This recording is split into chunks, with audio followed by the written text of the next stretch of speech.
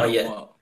we on now. Like, Hello everybody, welcome to episode 3 of What's What with Benji Watt. We Hi, got yeah, everyone. we got Benji, we got Isaac. What's up everybody? How's everybody doing? what up, peeps? It's good. It's been a busy week, hasn't it? Yeah, can you believe it's episode 3, man? It's episode 3 already? 3 down. Wow. Yeah, It was only yesterday where it was only 2. I know. It's hopefully this thing catches on, Hopefully people like what we do, and it offers some insight of people so they can, learn about the boxing scene and what's happening. Yeah, well, we'll start saying this at the start from now on that, hey guys, if you want to actually get us to talk about a topic that you guys want us to talk about or ask any questions from us, just flip it down into the comments below and we'll talk about it in the future. So maybe even the next episode. So yeah. Yeah, and everyone's advice to Benji has been, can you hurry it up, Benji? We want it to be 2 minutes long, and we want you to put everything in a pill-sized packet and give it to us. And I'm already feeling pressure to rush this up. Yeah. Are you feeling pressure to rush this? I am. No, I don't feel pressure at all. How about you, Isaac? As long as we keep it under 2 hours, should be fine. Oh yeah. 2 hours is what we want to do. Yeah, well, yeah. Let's do a 2-hour special one day. And talking about pressure. Yeah, all right. What do we talk about, yo? Okay, first one that I wasn't at, but I know that Isaac was. Let's talk about Craig's show. How was it? Yeah, really good card. In all honesty, it was actually a long card at 15 fights deep. A lot of corporates. One of my highlights of the fight, or the highlight fight for me, was Quinton Parr. So Quinton Parr, for those of you who don't know, he's had a few fights now, and he fights with one eye. So he sustained an injury many years ago, and he still jumps in the ring now. I remember. He's actually he's Victoria Nanson's partner or something like that. Yes. Yep. So Victoria's in the corner. Baby, they were going crazy. Look, it was just an awesome night of fights. There was also a lot of the Shuriken gym. Shuriken had as an MMA gym on the North Shore. He'd trained at Jason Forster. He had about 7 fighters that night. That all did well, had a dynamic style, and showed, that the MMA boys can mix it up. Main event was really good. We had Zane, the hybrid, from Hotman. Obviously, Hotman against Delray Robati. And yeah, look, it wasn't an easy fight at all. Zane edged forward in the end. Delray's just such a power puncher, man. He kept going through to the end. But Zane was just too slick. He's had many fights, a few boxing fights now. And it was one, though, that Zane could never rest, because if he did, he may end up on the canvas. So really good fight. Great night of fights. And, overall, good event run by CPT. It's interesting because, what's his name? Delray, he said on Facebook that he thought he won the first 2 rounds of that fight. Do you feel like that? Or could it be like, Look, when I'm hosting a show, it's pretty hard to end. I'm not going to comment on that. Like I said, if Zane had ever dropped his hands, it could have been lights out. Like Delray's not a guy you can ever rest with.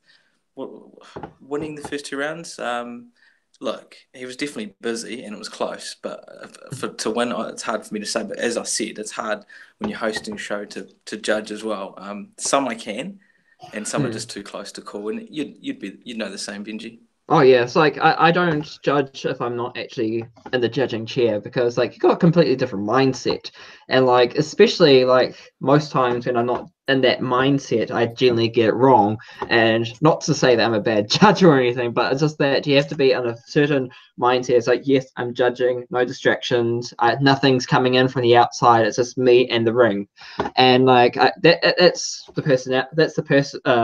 The thing that you need when you're a judge. And like with Delray, he claims that the fight should have been a draw, and he actually called out Zane Hotman saying, let's go again one more time. And that's totally up to Zane. I mean, after edging forward in a win like he did it, I'd say the ball's in Zane's court to fight again. If it had been a split, I'd be all for it. I'll be backing it. But the ball's in Zane's court. He can go on to fight other boxing fights if Del Rey really wants it, Zane really wants it. Why not? Yeah, and like Zane is the much lighter boxer here, and I believe he's going overseas either for a kickboxing fight or something like that. But yeah, he's going overseas soon, and this, I guess, was supposedly maybe a last-minute warm-up fight, but ended up being quite a bit of a brawl. Well, just like lastly on that, what I love about Del Rey, you've seen him. He's a guy that doesn't cruise, doesn't coast. He'll either, he brawls till he falls, and he came out exactly the same that night, and he's an exciting guy to watch. So I'm thinking whenever I see this guy's name, I want to watch the fight because he's quite exciting. Yeah, I would like to see, because he's got quite a good MMA record, like 11 wins, 10 losses, and I think 1 draw. I would like to see him actually put like a 12-week training camp together and like fight someone to build himself up a bit and see where he can actually go. We'll see what he does. A lot of boxers are starting to go MMA, or not starting, but some are crossing over, and some MMA guys are doing boxing. So, hey, he's definitely one to watch, Del Rey Rabadi. The Devastator, as he goes by. So it was a good show all round at the rugby, Takapuna Rugby Club. Yeah, really good show, and with a good pro and a lot of upcoming. There was a good range of corporates, and as you know, corporates, they're always wild. They've got a good fan base and good support, so it was a good night of fights. Now, and like next show for Craig is 18th of August at Ellerslie Events Centre for the main event is Panuve Helu versus Patrick Ferguson, like we've mentioned the last couple of times, but this is for a regional title as well. Yeah, and if we bring up the record of Patrick, he's actually well acclaimed, well established, got an amazing record.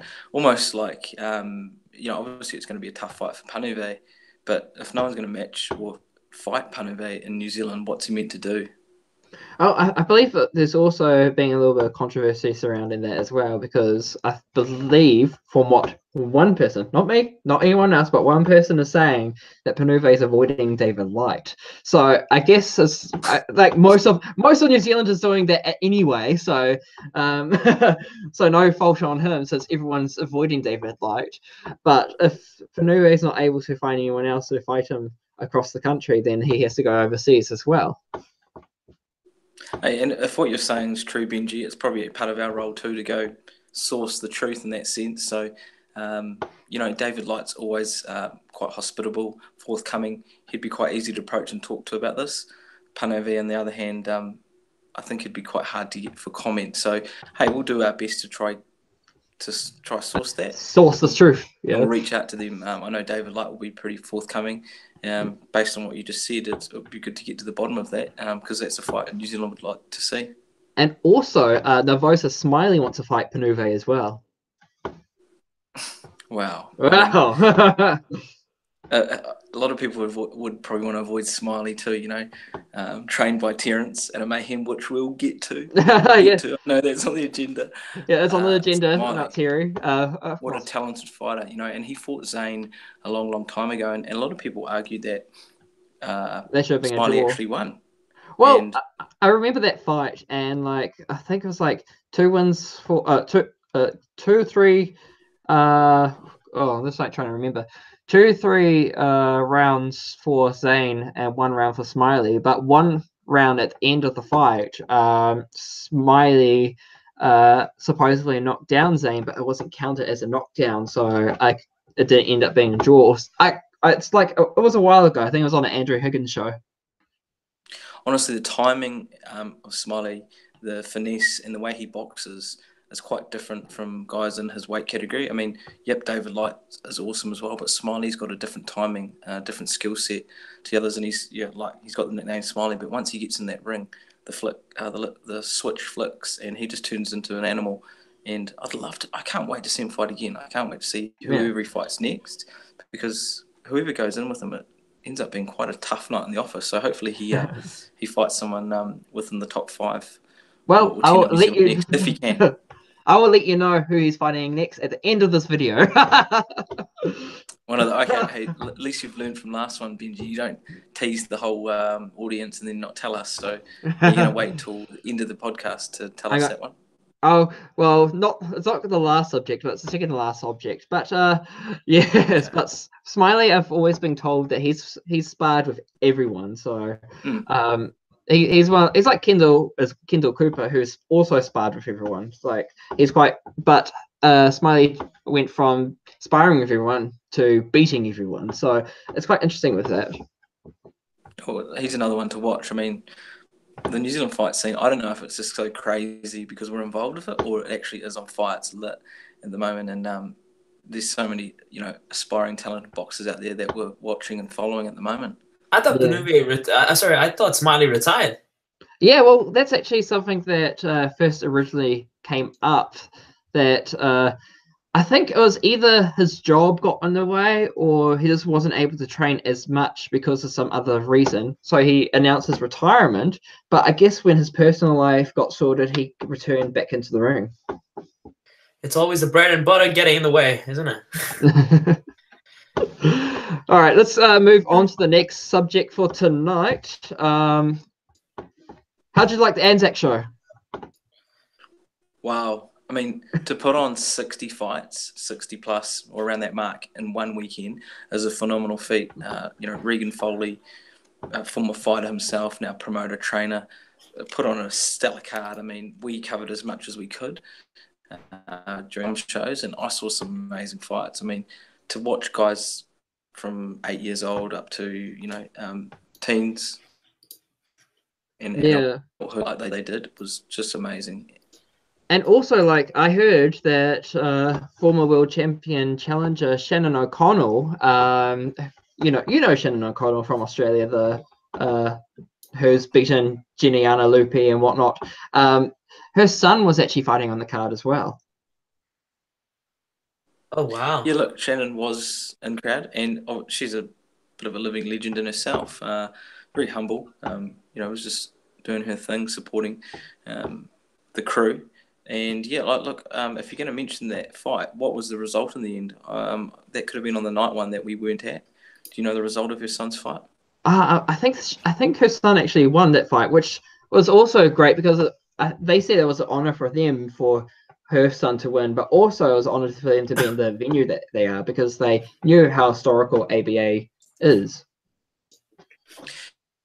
Tally as well. I mean, we'll get the final tally unless you already have it. It's feeling the fights was so evenly matched. There was no walkovers. There was no.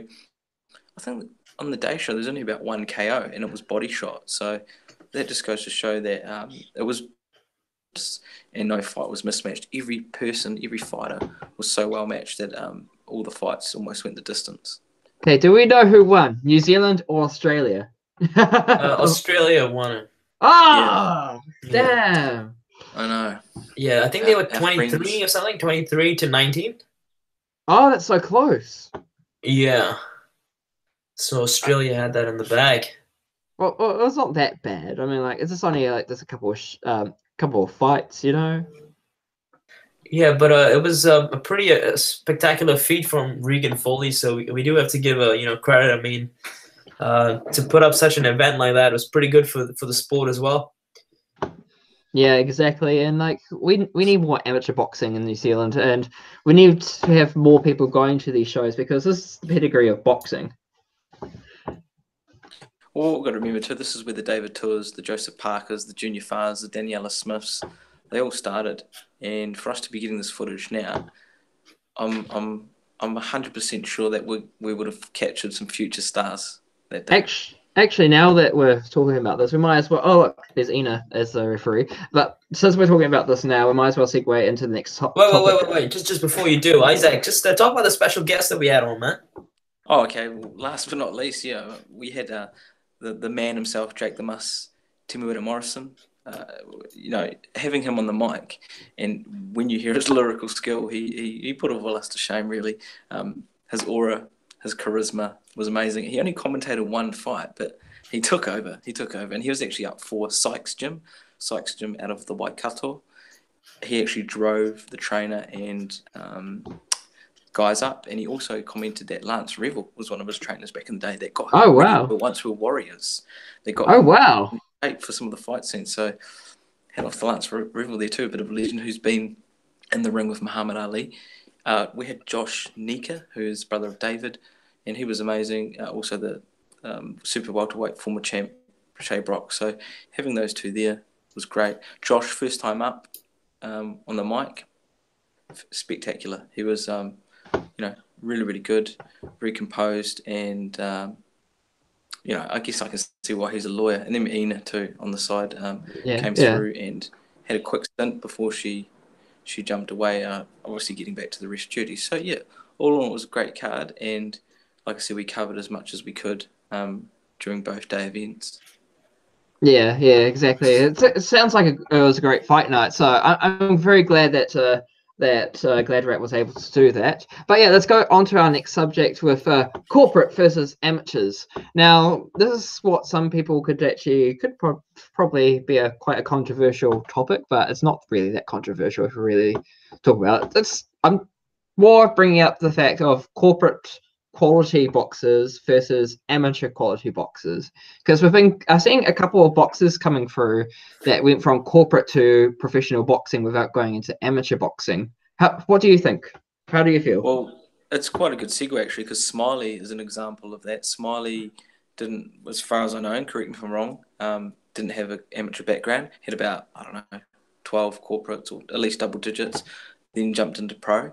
And I think if you jump straight from corporate to pro, you do have a different level of fighting. You are probably a little bit more, you go more for the damage, the power shots, but then Smiley shows something that's quite different from all fighters, so it's probably quite hard to put him in that realm.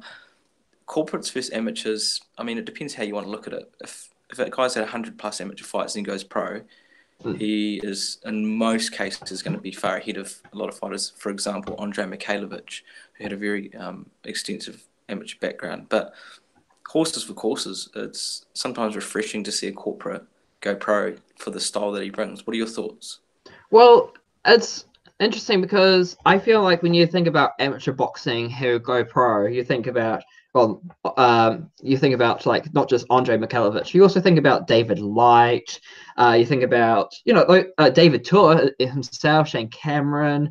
They never had like much of a corporate fight, but when you go for like corporate only boxers, you think Smiley, who was I guess the rare gem out of all these corporate boxers. But then you look towards people who I shouldn't really say names because they might call me a dick.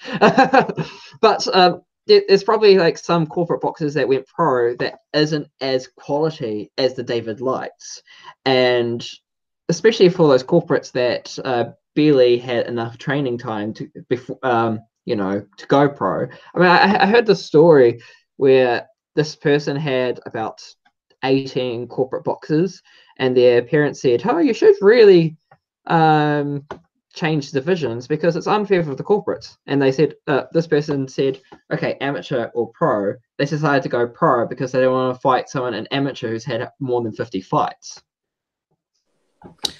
It's a hard one because you just mentioned David Light, but then you've got to remember Josh Nika, who's still amateur technically, isn't he? He's still an amateur boxer.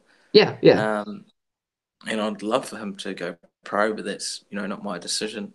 You're right. Say you do have 50, 100 amateur fights, you're going to be more disciplined. Drillers, as they say, are killers.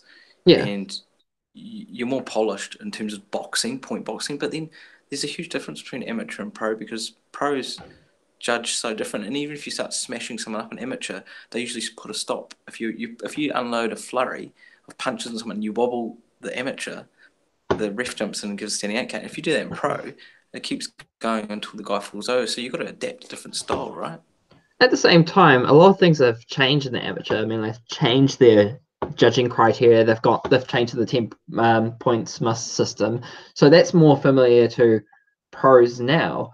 And I feel personally, corporate should be a good gateway to see if you like boxing, if you don't like boxing, and if you continue, if you're actually good, then you should go into amateur before turning pro. I think too, though, some people jump into a corporate fight and get matched up with someone else that's only had 1 or 2 as well. So it's a good segue for people ticking things off their bucket list. And I saw that over the weekend. Amateur's more for the younger for the younger crowd. So you start off younger boxing, then you want to go to the Olympics, Commonwealth Games, make something out of it. Corporate's a great segue for, not always older people, but people that are first timers or sort of below the 10 mark. But I don't see why someone would go corporate then amateur. That would be a pretty tough run. I think that with corporate to amateur, it would be better for them to be suited, especially when they're going for that first amateur fight, because going corporate to, well, let's think about what corporate originally was. It was supposed to be how some people say it as casual boxing, or just to do it for fun and just to do it for your first time, and also especially for charity boxing. It's not till recent, over the last couple of years, that it's become more of a competitive boxing, and it's actually been more aggressive and more we're doing it as a competition. Yeah, look, I agree, and I've only seen I don't want to say too much on the level, but I've only seen sort of corporate fights with people around the 1 to 10 fight mark, you know. And once you start hitting double digits in corporates, you've really sort of got weigh things up and go, well, am I going to continue on to have 10 more corporates, or am I going to start looking pro? Because once you do reach double digits, or 15, 20, geez, 20 corporate fights, you'd think, you know, you make the move to pro, or... Well, I like the idea because, like, so it's, if you look at like David Light, he's had like almost 80, maybe more than that, in amateurs just alone. So having 20 corporate fights is nothing to compare to having 80, 50 amateur fights, especially like in corporates. You got 16-ounce gloves, and amateur you got 12-ounce gloves, sometimes even 10. I think corporate would be a better thing to jump into after amateur's better thing to jump into after corporate. Yep. I mean, look, I'm both. I support both. I mean, I'm not saying one's better.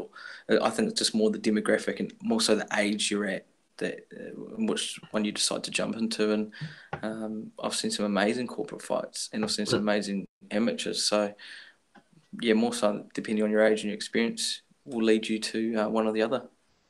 Especially like if you're, for example, if you're 18 years old, you've done 10 corporate fights, and you're thinking about moving on to something else, would you think that would be better for them to turn amateur? Depends what the level is. If they lost all of their corporates and they were just getting bashed each time, then yeah, amateur. But if they were smoking everyone, just destroying them, knocking them out, or fights weren't even going the distance, then look at going pro. Look at starting to fight guys getting paid more, because some people were in this for the money. We did an interview just a day or so ago where a guy's making a comeback, and we'll get back into that maybe. Letty. And yeah, look, at times people do this for the money, more so not. You don't start off in boxing to be a Mayweather. You start in it usually because you like it for a challenge, and then it leads to other things. I think this is something that we should do, like either a poll on Gladrap, or like even I asked a question out there in social media. What do you think? Should after doing a corporate career, should you go amateur or pro? Or even like just what people's views about this, because this is a good conversation to have. Yeah, I think it'd be a good conversation too with promoters, because you know we're hosts of Gladrap, you know, enthusiasts, commentators, etc. But it'd be really good to hear from a promoter's point of view. You know, like the Regans, the Craig Thompsons, the the Lance Rebels, also even trainers. You know what they think. I'm just trying to think of some of the stuff in Terrence, Paul McSharry. You know, all those. Yeah. So I guess we could say this is a call out to all those trainers and promoters. What do you think about what corporate boxers should do? Should they go amateur or should they go pro? Shall we move on to the next topic, which we do require Gladrap to have a big say in this, because Gladrap, you've actually seen this fight, Tej Singh versus Sam Soliman. Yeah, this was. Where do we begin? This was interesting because so the fight started off. I saw Tej going. You know how he does, right? He's very intense. He applies the pressure straight away, and you could see that that Sam Soliman just wasn't able to handle it. Yeah. So he was trying to out jab him, but then he just kept on clinching and grabbing. It was almost looking like a wrestling or a grappling match. Oh, And everyone everyone likes Can a you nice please show? report. Can you please show the MMA flip? The MMA flip. What? There's an MMA flip. Yeah, but you know, Sam Soliman, he's quite a veteran, and so he's tried to apply all the tactics that he could. So, like every time he got knocked, he fell down, he'd blame it on the water, he'd blame it on a slip. And so he would try to, you know, 1, 2, 3, and then grab and then clinch, and he was almost like stuck to Tej like glue. So you know, eventually as time went on, Tej started to get frustrated by it, and was trying to like push him off, try to slide him off. So he sort of used his talk and his energy, and he kept dropping Sam down. Like, it wasn't a push, but it was sort of more of like he slid him to the ground, and then the ref sort of, instead of warning Sam Soliman like, hey, look, you need to stop, you know, you need to box, you need to stop clinching, you need to stop, he sort of was getting more upset at Tej. Like every time Sam did something wrong, it looked like he was getting more and more upset with Tej. And well, yeah, it's interesting. Recently, I think it only came out today that WBA Oceania has put on their Facebook. Actually, bring it up and we'll talk about like that. But that just reminds me of that fight of Joshua Tai versus what's his name, Savan Herms, where they were all very close up, and like Josh Tai wouldn't let Savan move practically. Maybe kind of similar fight, but that was a 4-rounder. That's how you describe it. Let's be honest, guys. Though that Tej has quite a smothering style. From all the fights that I've seen, he's a walk forward guy. He's not a guy that sticks and moves. So Tej, in all respect to him, you know, we love Tej, but he's quite a smothering boxer. So yes, from what I saw, Sam Soliman was keep falling on him and grabbing, etc. But I don't think Tej's style helps the way that Sam walks forward as well, because Sam's a walk forward smothering fighter, and at times it didn't. Yeah, it looked like Tej was trying to get away, but I don't think Tej helped the situation too with his walk forward style. And man, honestly, if you watch the footage, oh, here we go. We've got flip. Yeah, here we go. Read it out to us, Gladrap. okay, so let's have a look. So it says Soliman versus Singh. Under highly controversial circumstances, former world champion Sam Soliman dethroned WBA Oceania middleweight champion Tej Singh. I think they spelled his name wrong as well. At the Melbourne Pavilion on Friday night. This office has received numerous complaints and comments. We have received an informal protest from Singh's team and are waiting for a formal petition so we can decide what the next steps are. Oh, so there's actually quite a bit of controversy around this whole scenario. Yeah. Like you said, whether he's got paid or there was something going behind the scenes. And I think, did not Sam Soliman not know at the end of the fight too that he hadn't won it? I mean, it just seems like there was a few things that are going on. Tej seems like he's always at the end of a short straw, and this fight was, in some ways, absolutely despicable for what happened. But the flip, you've got to replay the flip. I mean, goodness gracious. I mean, these guys should rematch in an MMA fight after some antics that were going on there. Have you found it? Please tell me you found it. Well, I mean, this is some of the footage. Can you see it, guys? So we got what was it? No, it's not knocked out. Yeah, so I'll just play it again. Was this the flip here? Yeah, so look, so now he got knocked down, right? So yeah. But every time he got this was the 12th round. So in the 12th round, Tej had knocked him down twice, legitimate knockdowns, but the referee ruled it a slip twice, and he deducted a point from Tej. See for that. Oh wow. I think that's the reason he got deducted a point. So it's it was, listen, I don't know, I don't think the ref did a good job at all. You know, even the commentators, you could see, were just totally upset about the treatment that Tej was receiving. Like it was a very bad reffing, in my opinion. Well, you had an interview with Tej just, was it yesterday or today? It was today. So I did an interview with Tej and also did an interview with Mike Douglas.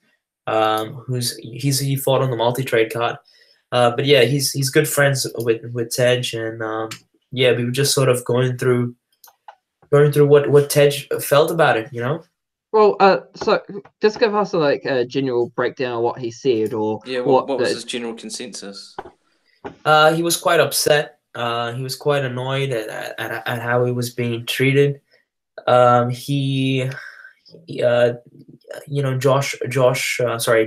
Mike Douglas was sort of really furious, and you know, yeah, I don't know. It was just like, you know, because he's put in all this work to get to this point. Like, if he had beaten Sam Soliman, like the next fight, we're talking about a massive fight, like possibly with Anthony Mundine. So he was just sort of devastated by the way he was treated, and he was just talking about how unfair the ref was. Like he tried to reason with the ref, but the ref wasn't having it. Yeah, so yeah. It's good to see the is it WBO, WBA? WBA, Oceania. WBA doing something about it, because from what we've seen in the past, they've just done some random things and not addressed issues. And now, after all the backlash, how good is it to see that they're actually taking this on board and not ignoring it? It's funny because 30 minutes after our interview, that post came out. So, you know, I wonder whether that had any sort of influence at all. I'm just saying, if he did, it's good, you know. Potentially, but I mean, look, we've got to be honest, guys. Watch. You there? Yeah. The fight wasn't the cleanest. It was a very messy fight, and at times, you know, yeah, I can't say whether the knockdowns were legit or not. They did. Yeah, I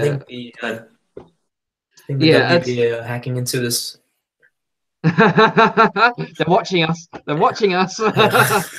But like they're corrupting our feed. But look, I think if we rewatch the fight again, Tej fully deserved the fight. You know, the ref was, like I said, a disgrace, and hopefully we can get this injustice sorted, because Tej deserves to be the champ and walk home with the belt after that. You know, I wonder who the referee is, and I don't want to bring this into it, but do you think there's any racism bring into this? Because it was a white ref, maybe. Yeah, I don't think it was a white ref. I wasn't. I don't want. I'm not like. But I gotta say that Tej was, you know, he didn't mention the race card at all. So I don't want to take it there. Okay, but, well that's good then. Yeah. I just think Tej gets treated pretty. He has been treated bad by the WBA. Like, he was suspended as well, if you remember that. After the 8-man tournament. Yeah, apparently for not paying $250. You know what I mean? Like, they didn't notify him, they didn't send him an email. So he's had the raw end, you know, the rough end of this thing. Is that the phrase? Yeah, he has. I feel like he's just had a real bad string of bad luck, and the only thing I would, when we get to talk to him next, is, you know, moving forward for the future, obviously it's him and his trainer is going to establish all the rules and everything prior. And do you think this gives him a new focus, a new determination, that when he goes in there now, he needs to just F the guy up. He needs to KO them. He almost did. F out, yeah, he almost did. I mean, he would have been hungrier. He'll be very hungry right now. And like, this could actually, you never know, this could actually change into like a no contest, because of the fact that how controversial this is, especially with the referee.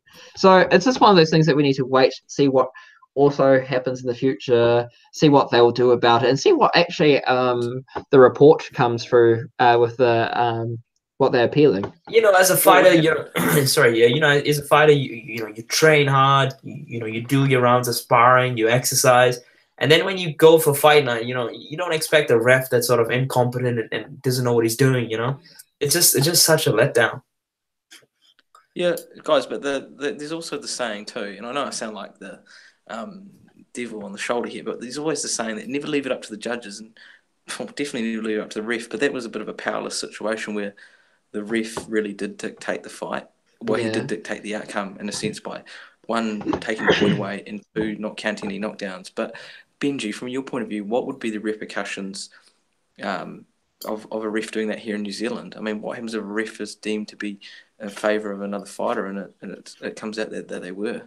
Well, they could be suspended. They could even be fired. But most times they just get suspended and get a very big, harsh telling off. But that's why there's no that we don't allow matchmaking and referees on the same show. We don't allow refereeing doing their own fighters or so on that they've done like trained before. It's quite. We try our hardest to take that away. You know what I think it was? I think it was just the ref knew who Sam Soliman was and respected him as a veteran in the sport, and he sort of gave him more respect, and he sort of didn't really put Tej on the same level. So I think every time Sam Soliman was complaining, he sort of was more inclined to believe Sam Soliman as opposed to Tej. Like Tej just get on the block, so he was like, you know what I mean? Like I think he maybe just got. The moment overtook him, and he just sort of tended to listen to Sam Soliman. You know what I mean? Like it was just like Anthony Joshua versus Joseph Parker's referee. Yeah. So because he's probably well aware of Sam, and I don't know. I think he just believed him. Like he thought Tej was just sort of was lying. He didn't give him the benefit of the doubt. Well, it shouldn't be It shouldn't be having the boxers telling the ref how it's happened. It should be the referee telling how the boxers has happened, because you're the official. You're the one that should be keeping an eye on it. So that's just most likely what I think happened. I think the ref just didn't look at Tej like a credible and honest actor. He looked at Sam like, oh, this guy, he's been in the game for so long, he wouldn't ever lie. Like he's not. Honestly, it felt like how those soccer players, they fake an injury to get a penalty. That's what it felt like Sam was doing the whole time. Go on, Isaac. How good is it that we can, through the power of social media, highlight this, zoom in, replay, and go over and now talk about to get these decisions potentially reversed? I mean, how good is it? 20 years ago, this wouldn't have happened, and people would have just lost belts, titles left, right, and centre. Well, yeah, but that you're saying that you need to make sure that when these sorts of things happen, that they're appropriate and not just fans being like, "Oh, well, my fighter didn't win. I protest." But let's move on, because we've just on a last note, I just want to this is what Tej wrote. I don't know what to say, guys. This is how New Zealand saw, or maybe everyone saw, the fight like this.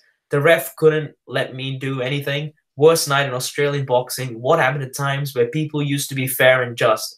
For those who think you stopped me somehow and dragged me back in my boxing career, think again. You just got me started. Hunger. I like the hunger. So all right, let's move on. Love that. Let's move on, because we've got quite a few things that we need to talk about. Let's go on to Alex Hanan, as we just had an interview with him just a couple of days ago. Have you seen the interview, Isaac? Yeah, I watched it last night. I love the confidence, love the composure, and yeah, I haven't seen this guy fight live yet, but from the way he talks, I've seen some of his fights, and the way his regime, he's one to watch, and he pretty much called everyone out in a very subtle way. Oh yeah, subtle, and it's like he said it in a way that it's not necessarily calling them out. At the same time, he was a little bit. And look, I saw the post that you put out with the names, etc., and it actually got the attention of some of those fighters. They commented the Shea Brocks, the Andre Mikhailovich. I don't know about Morgan. Morgan. But then hey, you got to put your money where your mouth is too. And if he's talking like this, hopefully he can back it up if he gets a fight here in New Zealand. But then, like you said, it's not on his radar. He's living or training out of Australia. He's fighting guys there and around the world. So why focus on Kiwis?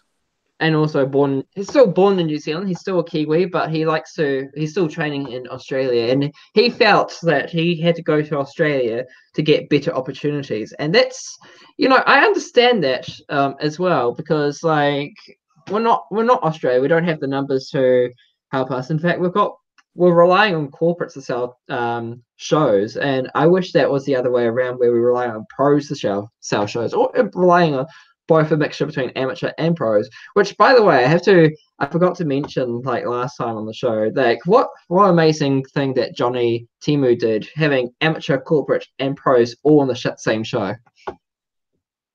Yeah, what a solid effort. I mean, it's hard to put together just one set of fights, let alone the range that he did, and to do it successfully was an amazing feat first time up. Yeah. I should have actually mentioned this in the corporate versus amateur part, but it's great to actually have that all in one space. We've got the amateurs who are building up their career, wanting to go places. We've got the corporates who are giving it a try, or even wanting to go, and bring it all together alongside with the pros as well. It's not often that, in fact, we haven't seen this in years, so it's great seeing that. Going back to Hanan, yeah, and drive, and I loved how he talked about his previous life where he realised that it can all get taken away from you in one moment, and the next year that he lost those champs to guys that he could have beaten, it goes to show the hunger's there. He's only 19 years old, for goodness sake. So, man, he's one to watch, man. He's definitely on the radar. And he's going to be fighting possibly in New Zealand, August 25th on the Isaac Peach show at ABA Stadium. Who's he fighting? TBA. He reminds me of Nate Diaz. The way he and Andre Mikhailovich is sort of like Conor McGregor. What do you think, Benji? Oh well, I like his personality, and he is like, it is what it is, as he said like probably 20 times in the video. All right, let's check the beef that Benji's caused. No. Alex Hanan calls out New Zealand boxing, including critiquing Andre Mikhailovich, Bowen Morgan, and tagged everybody, Shea Brock, and ready to take on the world. You're just trying to start shipping. Oh, of course. Yeah, Andre responded. Andre responded away. At what point does he call me out? I remember. I do not run this page anymore. I'm just at what's it called? Additioner. What? Just a moderator. Anyway. I just add things when I want to.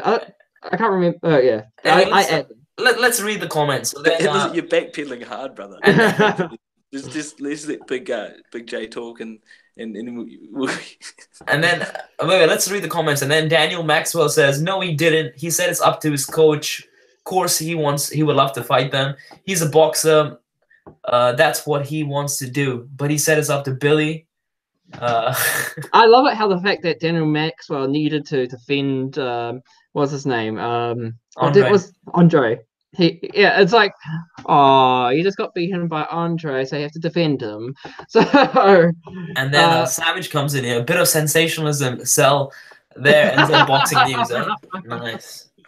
Well, I just thought the way you titled it was, then you watch the video, he doesn't call them out in a sense. He just talks about them in a not so razzle-dazzle way.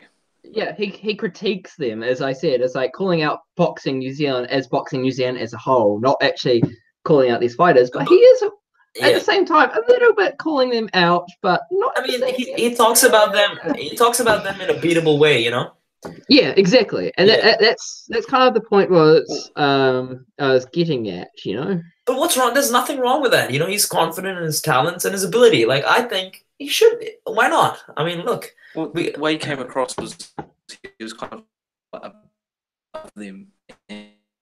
Oh, what's the point?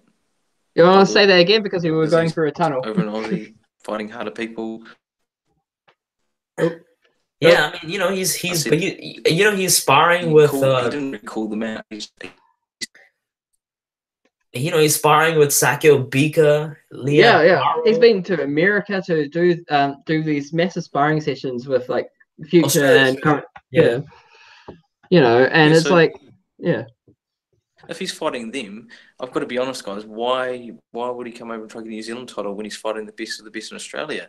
That's why he was confident. He's fighting absolute animals over there. And look, if a Kiwi wants to fight him, that's all good. But does he want to fight when he's fighting people over there?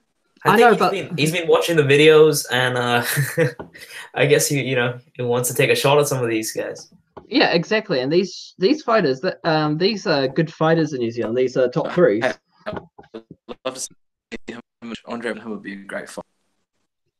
Come on, how great would that be? Who wouldn't want to see that fight? Exactly. Fight. And can you imagine if Alex comes over, wins a New Zealand title, goes over to Australia, wins the Australian title? We've got a unified Australasian title there. Wow. just the idea of it. That's a good call. Definitely like to see that. Who's going to make it happen? You know, what promoter out there, and then obviously Hanan has to put his hand up. Yeah, exactly. So let's move on to Terry Batchelor's recent encounter. Let's Gladrap, let's bring up his post that he had recently. So for those who don't know what has happened, Terry came home and noticed he had a home invasion and someone trying to steal his lawnmower. I can't see you. I'm not mates with them. Oh, well, you need to be more mates with everyone, you know. Yeah, I know. Can you guys screen share? Hey, no. Hey, Benji, from the post, he said that he unloaded 2 punches. He couldn't quite see who the person was, and so he's asking people to look for a swollen-faced man around his area. Well, yeah. I mean, like, at the same time, like, after all, I feel for him. Like, what if his son was in the car and like noticed that? It would have been really scary for the son. Like, and I said that to him, and he's like, "Yeah, thank goodness that he wasn't with me at the time." And afterwards, it's like, "Where was that guard cat?" Because they've got a cat. So. Oh, but Terence was such a formidable fighter back in the day. He's not tall, but he's stocky and he's got so much power. I'm surprised that guy. There was quite a funny post too from Doug Viney that said could have been his lawn coming over to get the money. And Terry didn't pay him, so he took the lawnmower. But like, in all seriousness, it's great to see that Terry is actually still all safe. Like, nothing ended up being stolen, and like everything's still great. I wonder how hard he actually punched him. And I actually said to him, "I was like, you should have worn your Mayhem boxing shirt. That would have scared him off." Yeah, hey, it's pretty crazy that someone would even attempt to do that. I just wonder where maybe it's just a bad stroke of luck, because I don't have many lawnmower thefts going on. It's quite random in a sense, isn't it? Oh yeah, it was like the most random thing. It's like, you know, I decided my lawns haven't been mowed for a while. Let's steal a lawnmower. Oh man, hey, but whoever the guy was, he'll be paying for it, because taking 2 bare knuckle punches from, you know, Mr. Batchelor, trainer at making boxing, not be fun. This kind of reminds me of the guy robbing the gold medal from David Nike. I mean, imagine if David got a hold of him. He's a nice guy, though. I probably wouldn't do much. Like stealing wrong person, wrong place at the wrong time.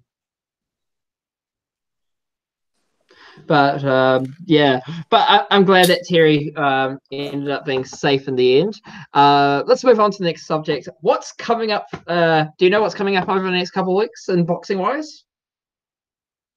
We've got the Auckland Amateur Champs on this weekend, hosted by Philly, well, not promoted by Philly Maka at the ABA. That's all I can think off the top of my head. What about you, Benji? What do you got? Well, I also got the Hastings Giants tournament down in I think it's in Hastings, obviously. But yeah, it's great seeing amateur boxing coming up again. Also, Auckland Champions. I think they got 30 fights at the Auckland Champions, don't they? Yeah, around about that mark. So it's going to be a great fight. Philly always usually puts fast in. All the fights are pretty good anyway. You know, you got some of the best, even travelling up from South Island. You know, I've seen Richie Hadlow, the Hatchet, fight in the past. You know, you got some talent across AJ Tongia. The likes of those sort of guys usually on these cards. So I'm looking forward to it. And, you know, people have got a lot of fights to win at champs as an accolade in itself.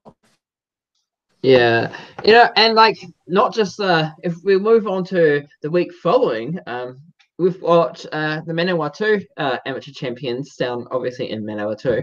Can't remember if that's in Fielding or Palmerston North, but one of those 2 places. And also up here in Auckland, let's bring back to Smiley. We've got the Glossier show. Smiley is facing Mossy Afoa. And what's the date for Glossier's show? I believe it is the 18th of all. Is it 18th? No, not. Oh, 11th.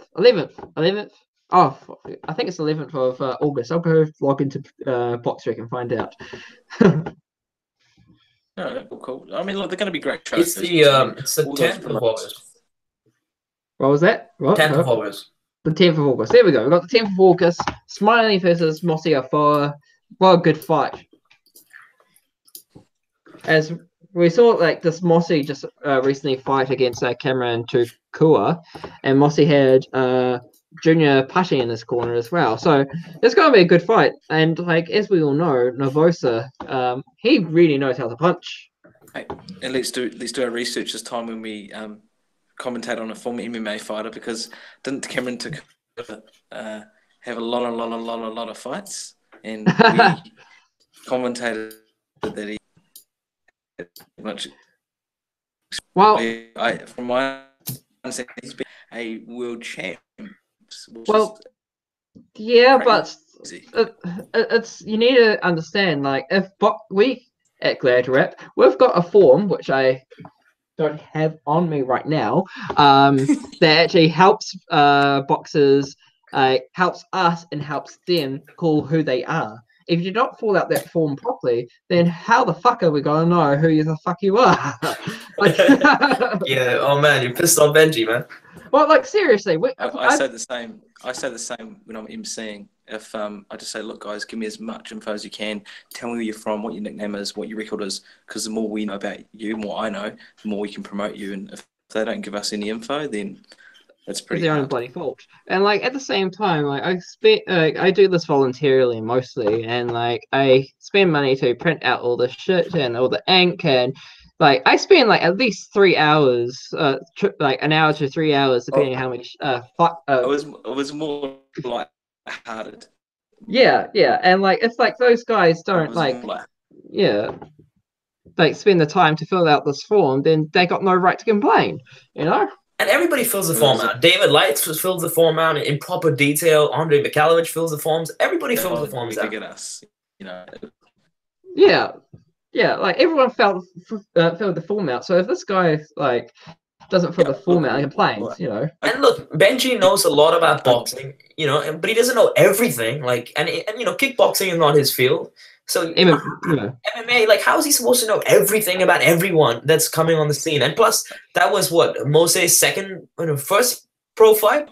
How are we supposed to know all this about these guys? You know, I mean, we're trying our best, right? What I'm emphasizing that fighters should, if they can, come talk to us, talk to the MC, talk to the people of the show, to let them know who they are. It just helps us, and that's what I'm just promoting and emphasizing. And it wasn't actually the fighter that said anything, Benji. It was actually one of our mates, one of the trainers who's having a bit of, so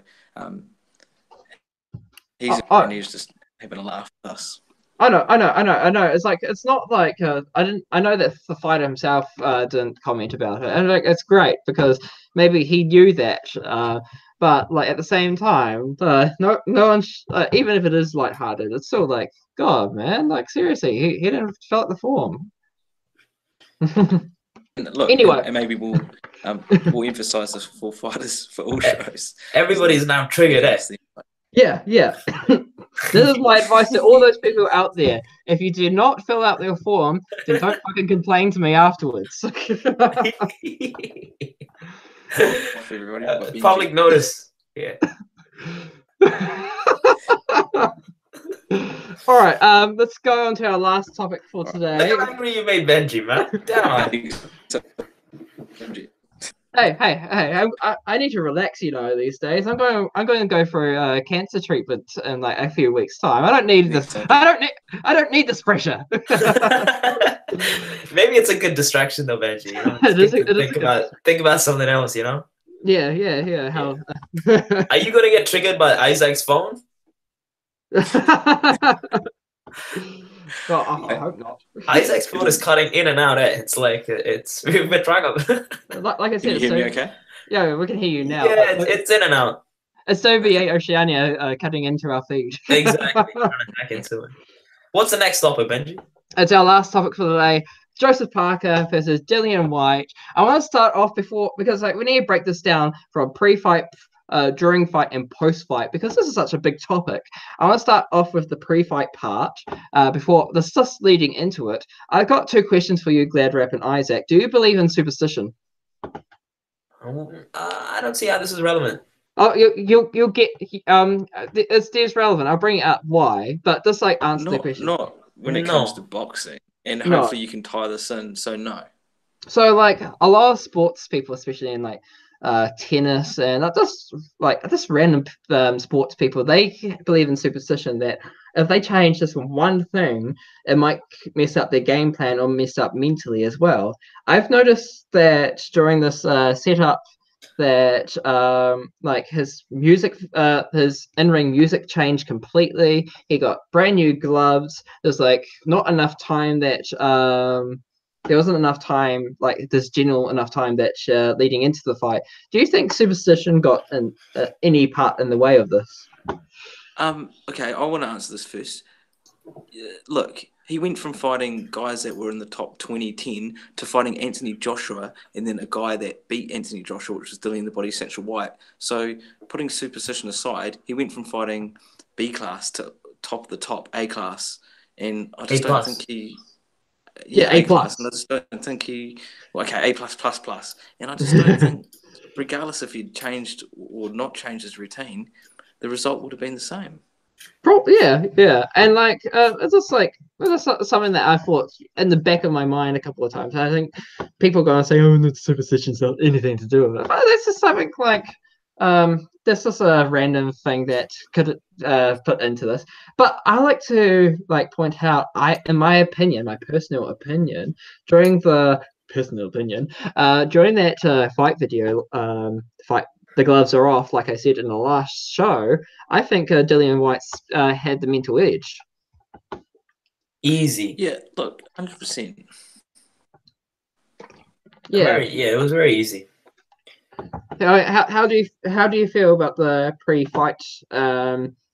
Pre-fight. How do you guys feel about it? How leading up to it? Something crucial that was said. In the gloves were off.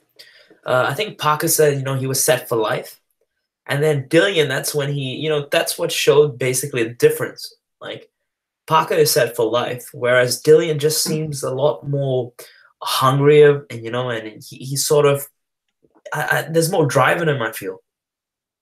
Dilian Whyte was stabbed at 13. He's a child of 13 kids, brothers and sisters, and he had a kid by 14. So by 15, the struggle was real, man. This guy was like an adult.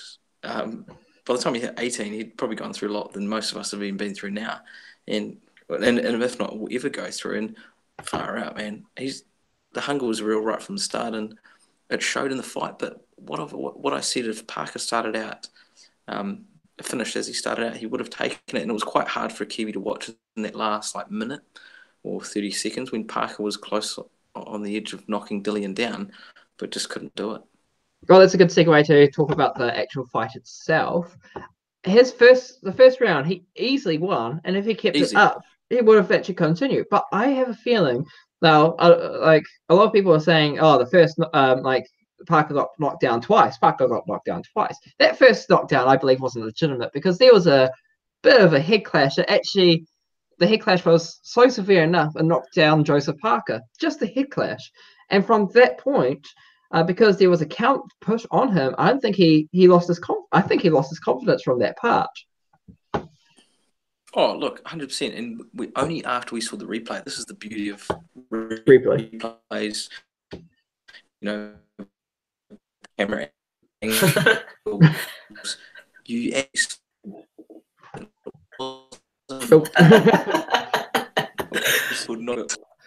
What's so funny there? You're going for a tunnel right now, Isaac. Try it again. Am I back? Yeah. Yeah, from the beauty of the camera angles is that it proved that it wasn't a knockdown. It was just a head clash. Yeah, yeah, and like, of course, the referee would have continued on with the fight because it's such a major fight. But some people, if Joseph Parker couldn't continue from that point, it would have been a technical draw, which would have been a massive upset. But he was winning that round, and maybe they would have actually changed. This fight would have been completely, entirely different from that moment onwards because, like, he just lost his confidence and almost reminded me almost of the David Tua versus Lennox Lewis fight. How it had that similar feeling from that point. Close but no cigar. Yeah, it was hard to obviously supporting and backing Joseph Parker, but in the end he just wasn't hungry enough. He didn't have to take it away from Dilian Whyte. Isaac's going for another tunnel. He's going for a lot of tunnels tonight. Look, but I just want to say I was very impressed with Parker's performance. Like, this fight was probably the most entertaining fight of his whole career. Like, just to see the guy, get knocked down twice. Or let's just say, it wasn't legitimate the first one, but he got up and he no complaint, nothing. He just went for it, continued chipping away at Dilian Whyte, and he almost beat him in the 11th and 12th. Well, you're right. He didn't complain, and that's something to actually applaud with, is that he didn't complain. He continued, and exactly, yeah. Because some fighters would panic, right? Like, once you be knocked down, he didn't panic. He stayed true, stayed focused, and almost got the W, man. So he got the knockdown. Was it the 10th round or the 9th round? It was a legitimate knockdown from Dilian Whyte, and I was like screaming, like ah, kind of thing. I was like, I don't want Joe to get hurt or anything. But Parker, he's renowned for that granite chin of his, right? And exactly. he's been saying, like, if you can find footage of me getting knocked down in sparring, or I think he offered a bonus of like 30 grand. Someone sent them that video so they could get 30 grand. Yeah. So I'm just saying. So when he got knocked down for the first time, then must have had some sort of, he must have been thinking like, damn, this is the first time I've ever been knocked down in my entire career. Like, I can't believe this guy did it. Who am I in the ring with? I don't think he even noticed himself that he got knocked down from the head clash because it affected him. But I like the way he just smiled and got up, and I love the guys, how he just motivated himself. Go on, Isaac. It wasn't a clear-cut knockdown. It was a knockdown as in, he got punched and fell over, but it wasn't like he was chinned and dazed and falling all over the show. Yeah, his left leg, I think it was, or his right leg, it definitely buckled from the head butt from, it wasn't a legitimate, it wasn't like a, no, I thought it was. I thought 100% was a legitimate knockdown. That second one. The second one, yes. It wasn't like a Mike Tyson back in the 80s when he was KOing people and they're flying out rings. I think he was dazed by it. I honestly do. Like, his legs just buckled totally. Now, I don't. This fight was a very dirty fight, especially coming from Dilian, and I think Joseph Parker was just too respectful in this fight. I wouldn't say it was dirty. I would say it's rough, but it wasn't a dirty fight. Dilian just out-mongreled him. He out-tussled him. He had to do it. He had to do it, And like Joseph Parker doesn't have a little bit of mongrel in him. Like Junior Farr, they're too humble. And I think we've actually said this in the past as well, that in boxing these days, you need to stop being a little bit humble. Be humble after the fight, but during the fight and maybe even before the fight, don't be too humble. Like take it into the ring and they give it to them. And that's something that Junior Farr has a problem with a little bit as well, being too humble and giving out too respect. And even Shane Cameron has said to these guys, show your mongrel, your inner mongrel. No, but he did, though. One of my favourite fights of Joseph Parker was against Afa Tutulpu, I think that's how you say the last name. That's where he showed mongrel, when he got a slice over the eye and he had to come out and kill him. And he did do that, but he almost got stopped. That's one of the times where I've seen Joe Parker go mongrel. Also Francis Botha, but Francis Botha was like 80 years old and I felt bad for him. So. But yeah, and it was such a great fight. Especially there was like what's the word I'm looking for?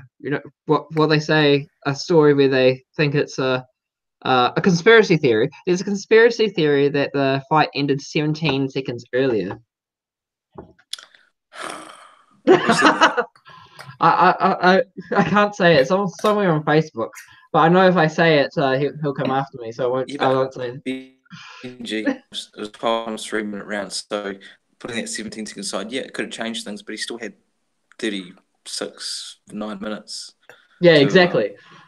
I think the ref was actually gonna deduct a point, like but the bell rang, like for holding on Parker like against the ropes. I really feel he was about to just give him a 1 point deduction.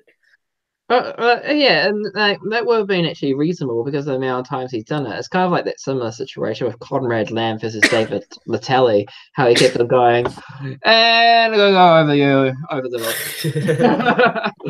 but this time they almost went over the ropes, literally, like some sort of Royal Rumble WWE match. Yeah. Sorry, guys. What next? I do have a comment I want to read from a reader on the New Zealand Herald. Okay, almost there. We're almost at the what next part, but we have to talk about the post fight. The post fight, how like afterwards he said no excuses. It was completely my fault, and that's great for him because like he was taking responsibility. But did you see what the Herald? I think was it the Herald or somewhere else said that what is it? Kevin Barry got offended for someone saying maybe he should go off to someone else. I love that question, and I loved it when they asked him in the media scrum. Now, I just want to touch lightly on Joseph Parker. How refreshing was it for him to just be so honest, so forthcoming? At the end of the fight, he didn't blame it on anyone, no excuses, just held himself accountable. Yeah, exactly. And I still find it funny how a lot of people are roasting Kevin Barry for this. Are saying, I'm a little bit insulted. Be insulted. Be offended. I was offended. And the next morning I got hepatitis. It's okay to be offended. That's a brave reporter. You got to give him props for asking the real questions. Yeah, Joseph Parker was owning that media scrum, and then Barry jumped in as he does, and it's hard for us too on the outside to understand their relationship. From what I know, they spend a lot of time together.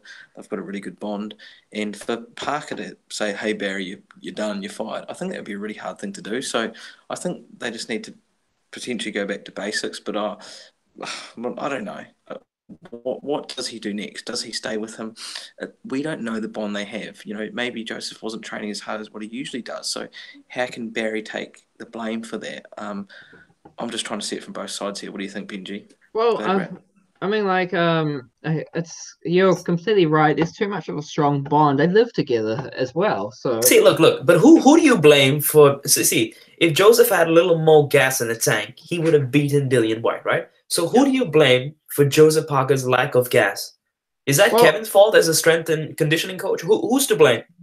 No one is, because like they continuously keep training as what they say in New Zealand, and when they've got their fight noticed, then they go over to Las Vegas to do the full preparation for the fight itself. No, but who's to blame for his strength and conditioning? I think it's 50-50, because how can you go into a world title fight knowing you're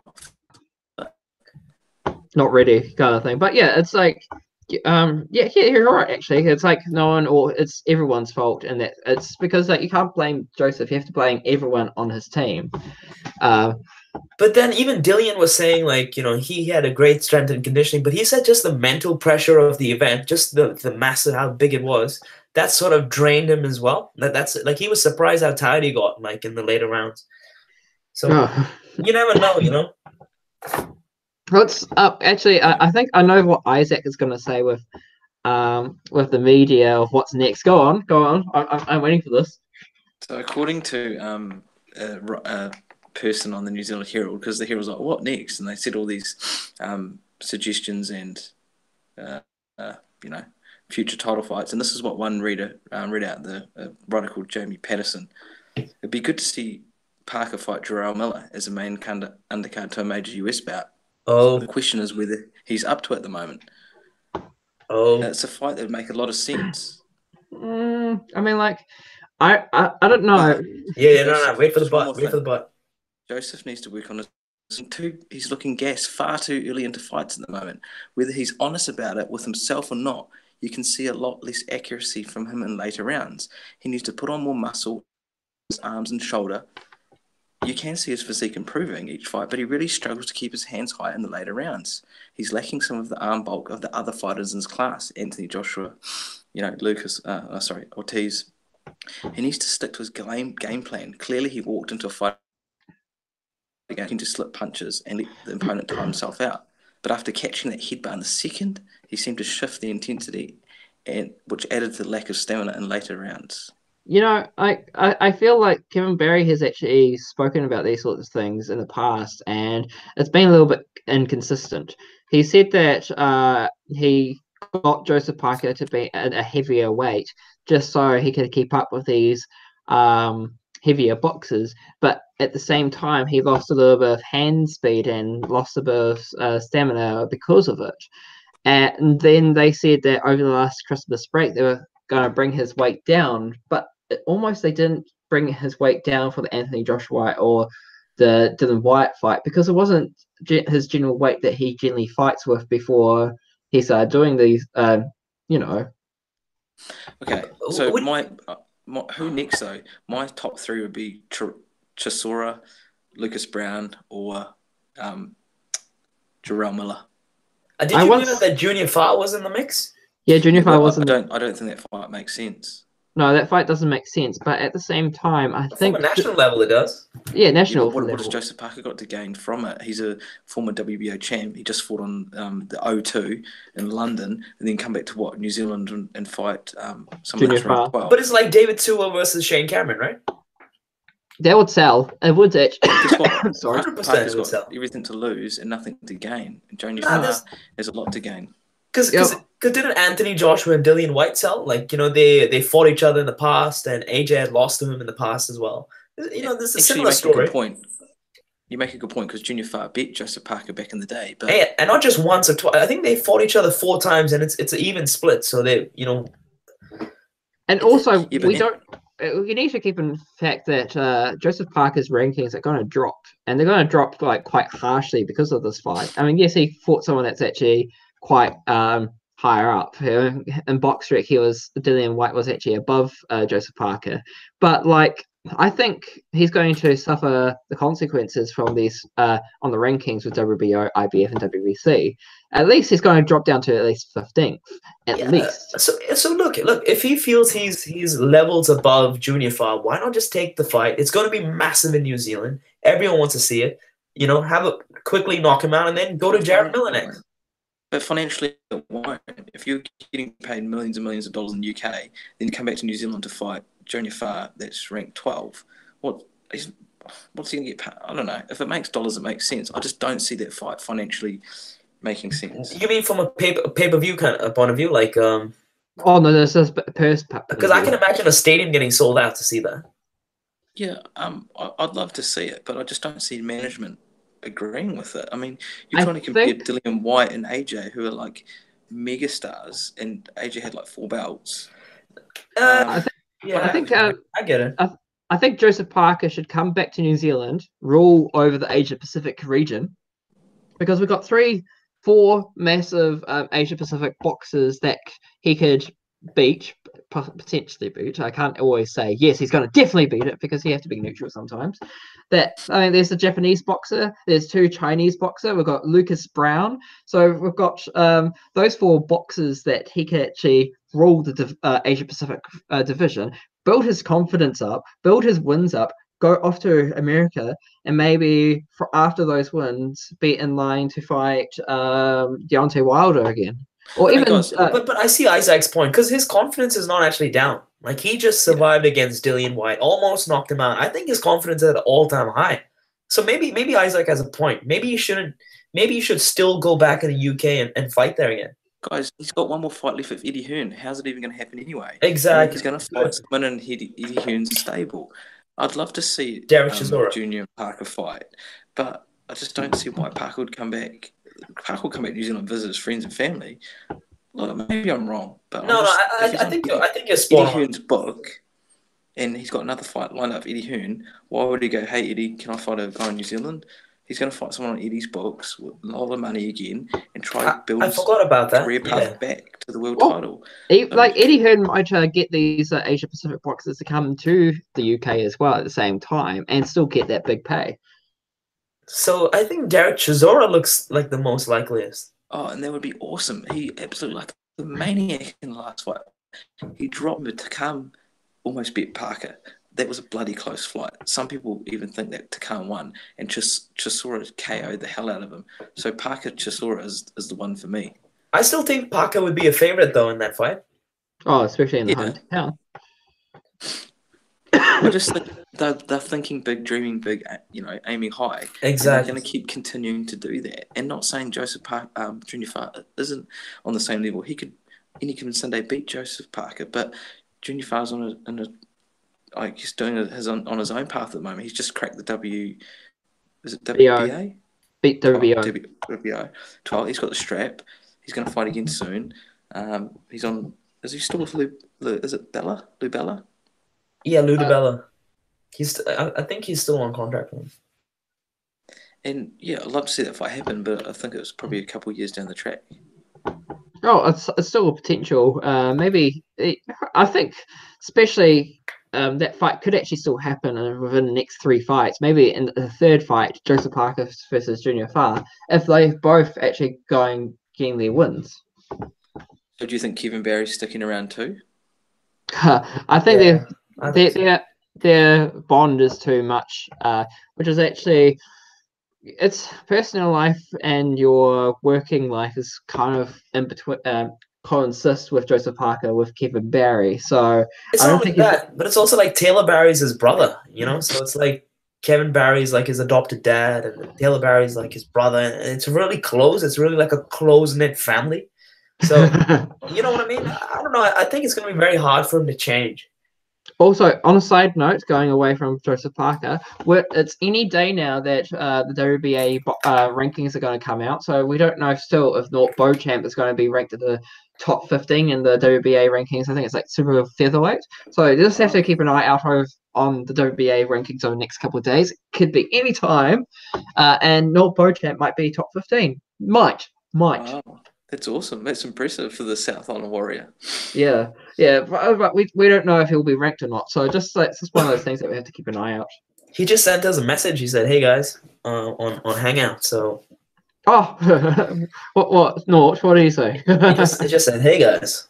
Yeah. So maybe he wants to be on the next podcast. Yeah, I'd love to have Nort on next one. Do we got any live comments, live questions for us? No, we don't. Bastard. Oh, actually, we do. Sorry, we do. I don't know whether I should read this out or not. Or wait. Morning, guys. Me and my pal was chatting to some girls. All right, should I? do it. No. Say it. Go on. No, don't worry. Somebody said, "What's up, Gladrap? Hey, Prince, how's it going?" He wrote, "Keep the NZ fight post coming." Cool, we'll do. We're going to keep on bringing these things on a weekly basis to make sure that everyone is aware of what's happening. Look, I'm actually watching ourselves on my phone. Well, it's another one that's gone on way too long, Isaac? I've just lost track of time. How long are we going, guys? Too long. Yeah, I think it's 2 hours. Oh shit! No. But listen, man, it's fun chatting to you guys, so sometimes you forget about time, what can you do? I'm looking at that. It'd be interesting because I know with each of these videos we do, there's always a bit of controversy, and it'd be interesting to see what people, think of our comments. We're just guys out there commenting on what we see, and we welcome any questions, feedback. So I look forward to seeing what comes out. That's what we're going to say, Benji. I'm reading the comments now. Morning, guys. Since morning, guys. Me and my pal was chatting out some girls who was after these chuffs saying to, but they blew us off. So now looking for some boxing chat. Oh well, it's good for them to come. Oh, okay. Maybe at first glance it looked even wrong, but okay. Hey, come on, you guys should have a little bit of dirtiness and. Oh my god, I haven't seen who's cute this week. Oh well. Okay, just 1 second, all right? I think I can mute Benji. One sec. Just Benji, just keep speaking. Just wait. No. I think we should wrap up. Look at that. Benji, say something. Look at that. Oh crap. He's muted. Yeah, I can mute this guy. So And I can mute myself off. All right. Okay, so when's the next one, boys? And is it going to be weekly? We're doing this again next week. Oh, we're doing this again next week. Okay. We should actually wrap this up because people are going to start complaining. Oh, the video's too long. I don't want to be here for another hour. But yeah, we'll be doing the same time next week. I muted him again, Isaac. That's funny, right? Yeah, let's crack up. Yeah. Next time you can walk home. All right, guys. Thank you very much. Episode 3, What's What with Benji Watt. Benji, thanks for your time. Isaac Savage, thank you so much for being part of this. And see you next week. See you next week. Team. Same time, same place, only on GladrapChannel. Cheers.